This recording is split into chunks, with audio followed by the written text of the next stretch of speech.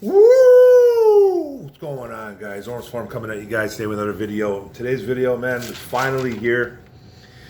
Week one, the Philadelphia Eagles at the Detroit Lions. Ford Field. Place is going to be jumping. It's a sellout crowd. First time since like 2017, I believe, with standing room only.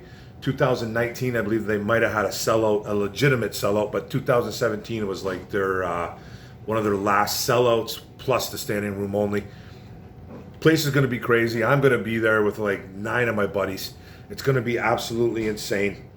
And this is the week one preview. Now, these previews, might be a little bit long. Sorry, guys. But with the week one previews, we don't have anything to go on in 2022 just yet. We got the new additions from the drafts, the free agent signings, what happened last year. And we all know what happened last year with the Philadelphia Eagles, okay? And we're going to get into that. We're going to get into this Eagles roster in a bit, though. Well, I'll get into it right now. Quarterback Jalen Hurts, running back Miles Sanders, Kenneth Gainwell, Boston Scott, new addition Trey Sermon, don't know if he will be dressing. New addition A.J. Brown, the Tennessee Titans former wide receiver who's a stud. Devonta Smith, second-year guy at Alabama, who had a nice rookie season. Quez Watkins, been there for a bit. Newly acquired Zach Pascal. And then Greg Ward, but he's put on the IR. Tight end Dallas Goedert was a problem. Jack Stahl, probably their tight end too. And a guy that I'm going to say keep an eye on, man, is Grant Calcaterra, a rookie that they drafted, who was a converted wide receiver.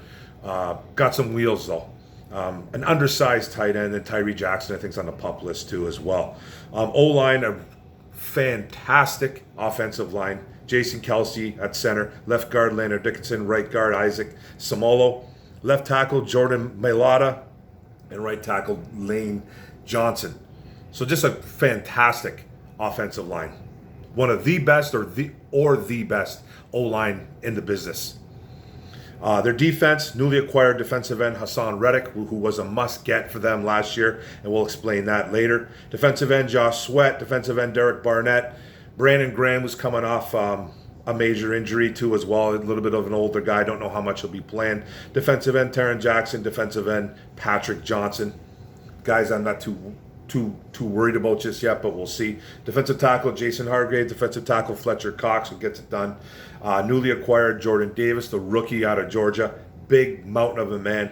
And defensive tackle Milton Williams. I think they might have got rid of Williams, though. I think they might have released him. Linebacker Kazir White, another guy that they brought up from the Chargers, a good linebacker, a tackling machine. Nakobe Dean, the rookie out of Georgia. TJ Edwards, another starter, another tackling machine. Then guys like Sean Bradley and rookie Kyron Johnson. DBs, 2 great corners in Darius Slay and James Bradbury. Avonte Maddox and then Zach McPherson kind of round that off. Then safeties, C.J. Gardner-Johnson, who's a guy that's going to get in your face, who's feisty.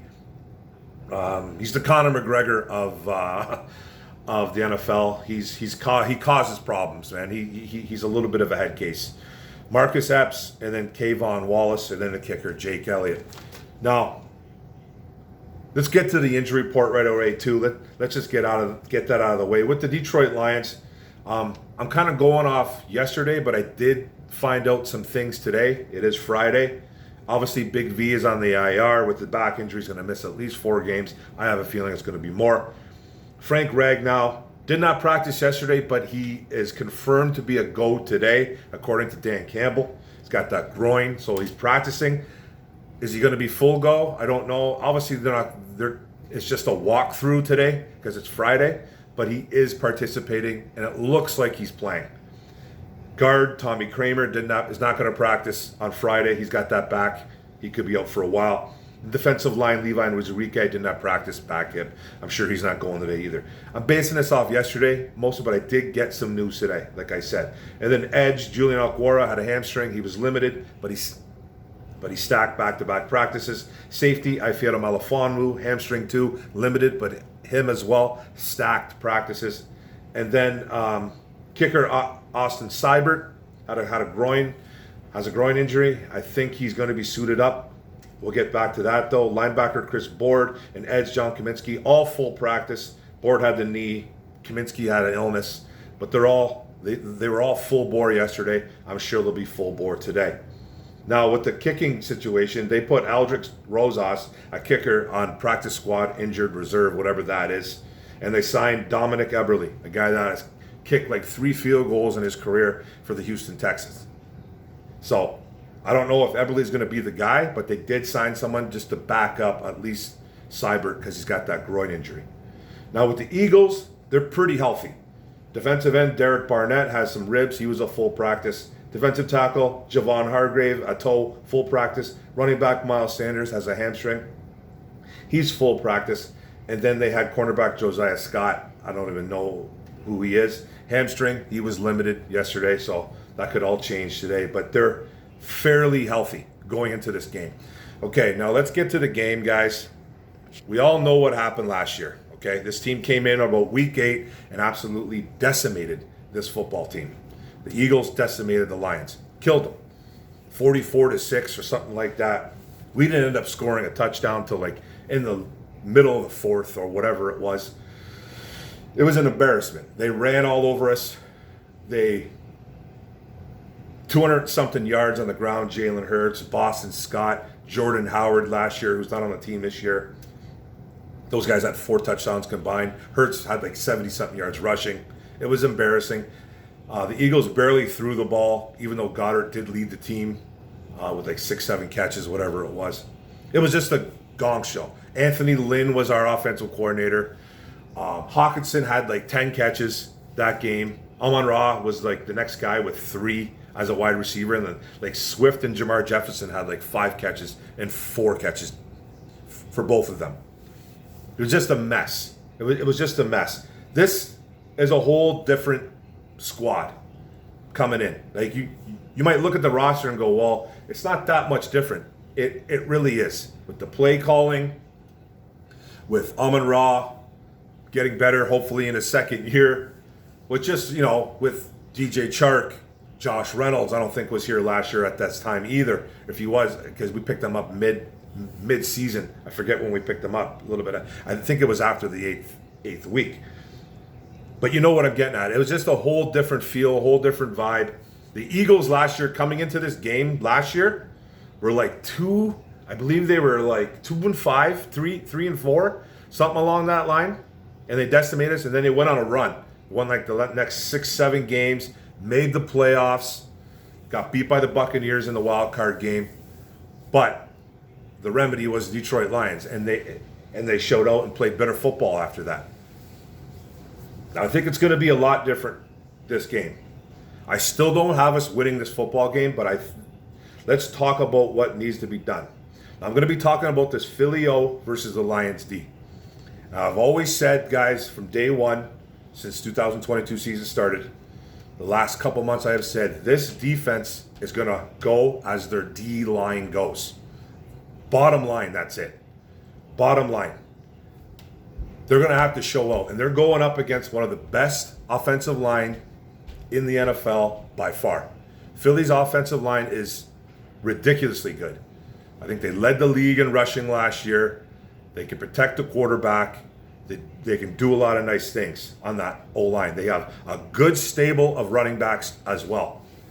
Now, what you're going to need to do is the Detroit Lions are going to need to somehow stall this Phillies running game. They're a power run team.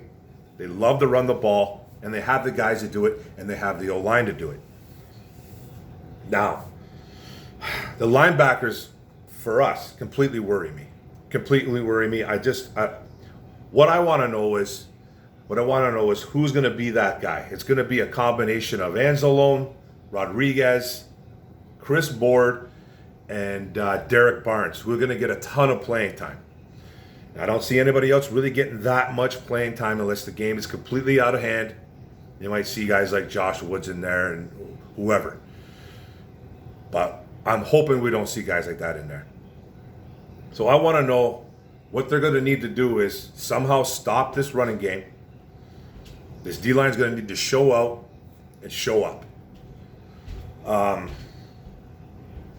And my other concern is on this defense, on our defense, is who is going to be able to cover There's a couple concerns actually, but who's going to cover A.J. Brown? I would think it's going to be Amani Oruwariye. Oruwariye has struggled in preseason. Like, everything could turn around in a blink of an eye. I get it. It could. He's going up, trying to get a contract this year. He's going to need to show up against A.J. Brown because A.J. Brown's no joke. A.J. Brown is a monster. So you're going to really need to cover him up. I can see Okudah on Devonta Smith. That worries me too because the speed of Smith, and Okudah's just not a fast guy. He's going to have to literally work on his tech. It's all coming down to technique with Okudah. It's all coming down to technique. And if he can somehow muscle up on Devonta Smith, if he's on him, which I'm kind of guessing that's going to be the case, he's going to have to jam him up. He's going to have to, he's going to have to be physical with him because Okudah is bigger than him. He's big. He's got about 10, 15 pounds on him. Smith, I believe, is about 190, right? So, unless he got a little bit bigger coming into the season. So he's got to jam him up a little bit. He's got to get physical with him, but you got to be careful because everything's catered to the offense these days in the NFL. Everything's catered. So you got to be careful. It's not old school football where you can just jam guys up all the time, hit him. But if you can hit him within the 5 yards, let him know he's there. Then I think there's a little bit shot that he gets stabilized even a little bit. I am worried about it though. And then you're going to have to deal with guys like Dallas Goedert. Who's covering him? Chris Board is probably our fastest linebacker. Is he going to be covering the tight end? I'm not too sure. That might be one of the safeties positions. I know Deshaun Elliott, when he came over, his Baltimore days, he was a little bit better at covering tight ends. You ask a lot of Baltimore fans, you go look at the numbers, he was better at covering tight ends. He wasn't bad. I don't believe Tracy Walker is going to have that job. I'm sure we'll see him on him a couple times. It's just, that's just the way it is. You can't always get the matchup you want. But Dallas Goedert worries me. He killed them last year, even though they didn't throw the ball much. He destroyed them last year with like 6-7 catches for like 70-something yards. Had a good day. Didn't destroy him, but had a really nice day. So that worries me there. And then Jalen Hurts, who's spying him? Someone's going to have to spy Jalen Hurts. That's why you're going to see, I think, a lot of 3 safety sets. Are they going to throw in? Are they going to throw Kirby Joseph to spy him? Is it going to be Chris Board? Is it going to be the linebacker? But someone's going to have to go run with him. They can't let him get out of the pocket. If this D-line's got to contain him, make him go inside. So whoever can spy him and can get to him at an easier angle. That's going to be the problem because Jalen Hurts can run. He had like 10 touchdowns last year. Didn't throw a ton of touchdowns last year. Didn't throw it in for a ton of yards. They're a running football team. I think they're going to throw this year though. They wouldn't go acquire A.J. Brown if they weren't on planning throwing. But the way to beat this team defensively, you make Jalen Hurts throw. He completed like 61% of his passes last year. He's not the best thrower. They say he's gotten a little bit better this year. Time will tell. It's not week 1 yet. But they say he's matured. He's gotten a little bit better. He knows his system. Him and A.J. Brown have this chemistry going like no other. Let's see what happens here. Let's see what happens there. But I am worried about this defense versus that offense. And then I'm just worried about the running game. How are they going to stop that running game? That's a phenomenal offensive line that Philadelphia Eagles have. Phenomenal. And our best trait, I think, is our D-line. But are they going to be able to match up with that defense, with that offensive line? That's going to be tough. Then now let's talk about our Lions offense versus their defense, okay? They have some additions this year. They brought in Kazir White, the linebacker from the Chargers. They brought in Hassan Reddick, a really good pass rushing defensive end who had like back-to-back 11 sack years. So the kid can get to the quarterback. Last year, the Eagles, they sacked us 6 times. And that was a team that couldn't get to the quarterback last year. They were very bad in that department, but they improved big time. Now, what we're going to have to do is, obviously, we're just going to have to move the ball. Obviously. What their game plan is, I don't really know just yet. Something on my tongue. But I don't really know what their game plan is. Because last year they didn't have one. It was a whole different scheme, though. It was a whole different scheme. It was Anthony Lynn. Ben Johnson wasn't calling no plays.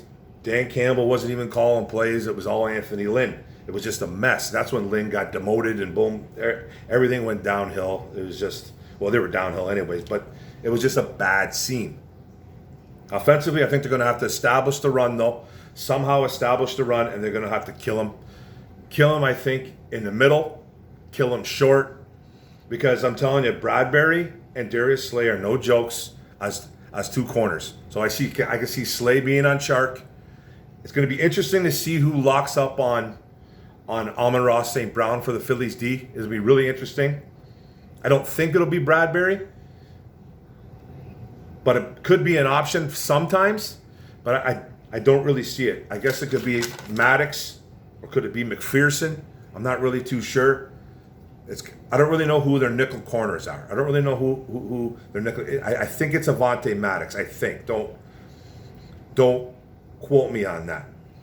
But I think it's going to be a combination of Goff's going to have to be hitting Hawkinson, I think, quite a bit here, over the middle, early, short.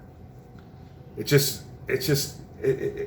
don't really know the game plan for this Lions offense. I don't really know I know they want to run the football. I know they do. They live and die off the play action. That's what Jared Goff is at his best.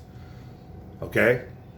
Now, this is a really good O-line we have. I am concerned about what's going to happen with the situation, who's going to play where on this O-line. Are they going to move Sewell to right guard and then bring Matt Nelson in to be right tackle? It looks like Ragnall's playing. Or are they going to just put in Logan Stenberg at right guard? I think Logan Stenberg at right guard is probably going to happen, and I'm really concerned about it. He's a mauler, okay? He's a run blocker. But he's a hothead, and he causes a lot of penalties. And he is not a good pass protector. He's not. So I can see them, if it's Logan Stenberg, I can see them attacking him ferociously. I could just see it happening.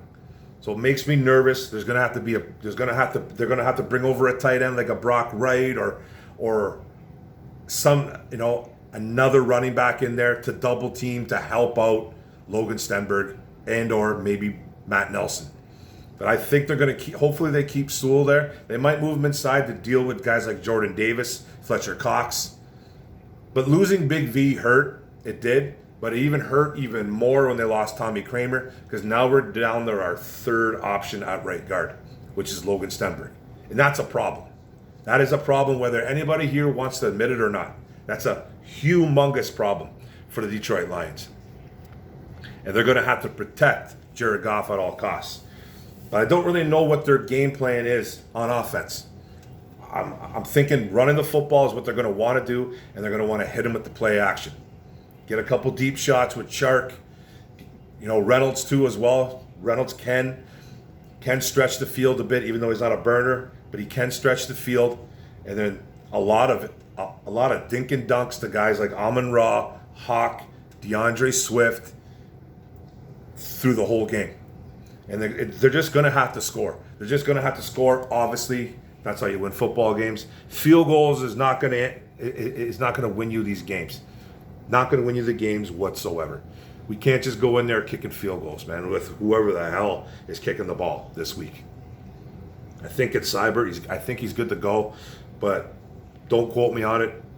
It could be a Dominic Eberle, but hopefully it's not Dominic Eberle. So that's it, guys. That's pretty much the video, man. There's not really much to talk about other than that. We're going to have to maintain Jalen Hurts. We're going to have to, I think, make him throw the football in order to win this game. Stymie the run as much as we can. And then that's it, man. And then offensively for the Detroit Lions, man, a lot of underneath stuff, a lot of play action stuff, running the ball, getting the clock to wind down. I think that's what it's going to be, because I'm a little bit nervous about those two corners they got over there, man. Darius Slay and James Bradbury. They're no joke. Those guys are no joke, man. So it's going to be tough getting the ball out. One thing we can do is we can block. They don't have a great pass rush, even though they brought up Reddick on a free agent. So that did improve their pass rush, but it's a team that couldn't get to the quarterback that much last year, even though they got to it 6 times last year. Sacked Goff 6 times, or I think even David Blau might have even played in that game, or Tim Boyle. I forget. It was a complete blowout. It was an embarrassment. Like, this is a game that the Lions should be literally circling. And they've talked about it, man. They got their asses kicked, and they need to, they should be talking about it all week. I know you're not supposed to, you're supposed to put everything in the past when it comes to games. Like they say, man, you get burned on a play, you put it behind you, you forget about it, and you move on to the next play. This situation, you can't forget about a 44-6 drumming at home. You can't. It's impossible. So the Lions have to remember what happened to them, and they got to come out like gangbusters. It's a sellout. That place is going to be absolutely jumping when Philadelphia's offense is on the field. The place is going to be shaking. It's going to be shaking like I've never seen before. I can already tell. I've been inside that stadium back in 2014 when it was like that, when we had that great defense. That's what we need to bring. I'm not saying that defense is that, because it's not. It's not even close. But we need to bring that feel.